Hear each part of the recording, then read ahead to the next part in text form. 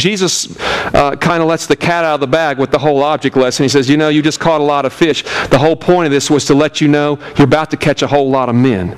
I'm about to launch you out there in life to do something bigger than you've been doing with your life. You've been catching fish. It's been day by day. Some days successful, some days not so successful. You're frustrated about your lives. You're just not doing that much with it, but I'm about to change all that. And so for upwards to 3 years, Peter and his two partners, James and John, the sons of Zebedee, are walking with Jesus, talking with Jesus, learning from Jesus. They're watching His attitude, His nature, His character. They're listening to how He talks. They're mirroring it against how they talk and how they act, and they're learning. They are the disciples of Jesus. This 3-year journey comes to a climax on Calvary's Hill as Jesus brings all things that have been prophesied into fulfillment.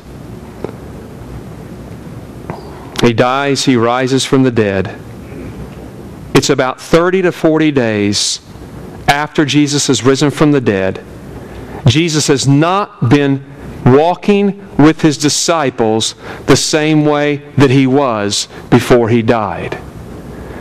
Before He died, He had to be right there with them every second. Jesus doing all the work, the disciples just watching. Jesus carried the load, the disciples tagged along. Now Jesus has died, He's restored relationship directly back to God, and now suddenly, though Jesus is alive, He is not with the disciples the same way that He was. And so 30 to 40 days later, we pick the story back up. In probably about the same location the story began. And let's see now where Peter, James, and John find themselves. Afterwards, Jesus appeared again to His disciples by the Sea of Tiberias, which was the Sea of Galilee. It happened this way. Simon Peter, Thomas, called Didymus, and I've told you before his nickname, right? P. Diddy.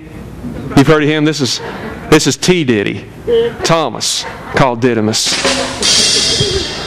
Nathanael from Cana in Galilee, the sons of Zebedee, which was James and John, and 2 other disciples were together. I'm going out to fish, Simon Peter told them.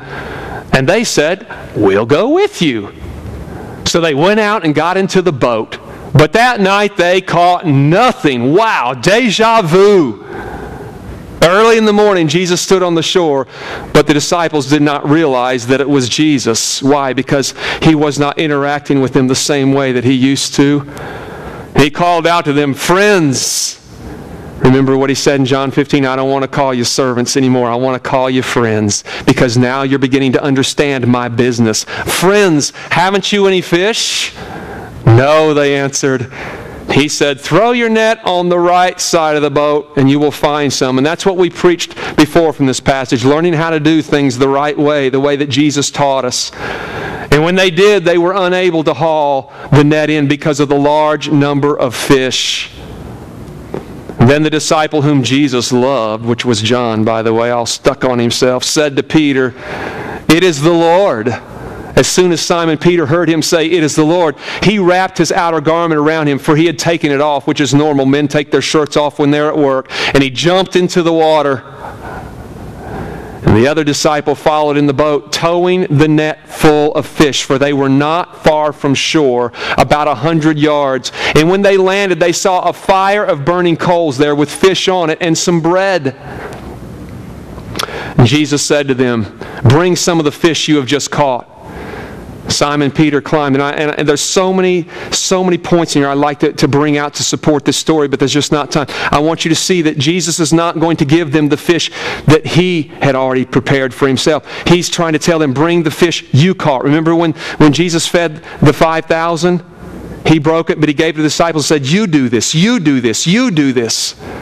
Simon Peter climbed aboard, and dragging the net ashore, it was full of large fish, 153. But even with so many, the net was not tore. It's an incredible story because it truly is a deja vu story. Jesus is finding the disciples back exactly where He originally found them, doing the same thing. Because since the work of the cross, the connection with God and man had changed. Now the Spirit of God didn't have to just walk beside of man in human form.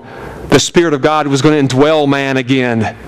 And God Himself would be their God. And it would become so personal. And they weren't getting it. And so they returned back to where they were at. Jesus, being so methodical, calls to them in the same way He did 3 years earlier. He said, what are you guys doing? We're catching fish and we're not doing a very good job at it. It's like, all right, let me remind you of what it means to have me in your life. Go throw the net back in the water. And they did. And it was so full of fish. Jesus reminded them, remember what I taught you? That if you will follow me and be my disciples, I will make you productive. When you're trying in your own strength to do something and you're accomplishing nothing, that through my strength, nothing will be impossible. You'll not only catch fish, you'll catch men. Your life will matter. Your life will accomplish some things.